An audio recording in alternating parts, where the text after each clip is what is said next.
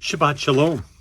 Parshat Va'etchanan is always read on Shabbat Nachamu, the Sabbath of Comfort, which immediately falls after Tisha B'Av, the day when we commemorate the destruction of the first and second temple and all the bad things that happened to the Jewish people. It receives its name from the opening lines of the Haftorah, "Comfort, comfort my people." Moses was a fairly lonely guy.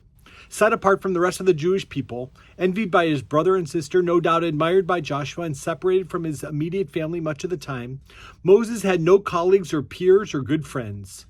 What Moses substituted for everyday and familial sociability was his relationship, intense relationship with God, a relationship of such intimacy that it enabled him to translate God's whispers into an audible language for all humanity to hear. In Va'etchanan, Moses spoke in the singular. V'ahavta et Adonai Elohecha, and you shall love Adonai your God with all your heart, with all your soul, and with all your might. Using the singular second-person form of you in Hebrew, Va'etchanan is filled with the Shema, the V'ahavta, and the 10 Commandments. Because of Moses' unique position, he was able to recognize that a relationship with God could serve as a grounding for every relationship people have and for every act that we perform. Moses places the Torah before the people and says, "Deal with this wisely.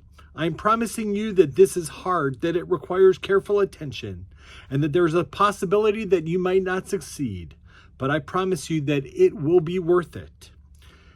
The word love is mentioned twice in the book of Exodus, twice in the book of Leviticus, 0 times in the book of Numbers, but 23 times in the book of Deuteronomy. You shall love God with all your heart, with all your soul, with all your might. To love God, we must act with loving intentions towards all of God's creation. Love is one of the most powerful of all human emotions. It derives both personal and social change and can transform the world.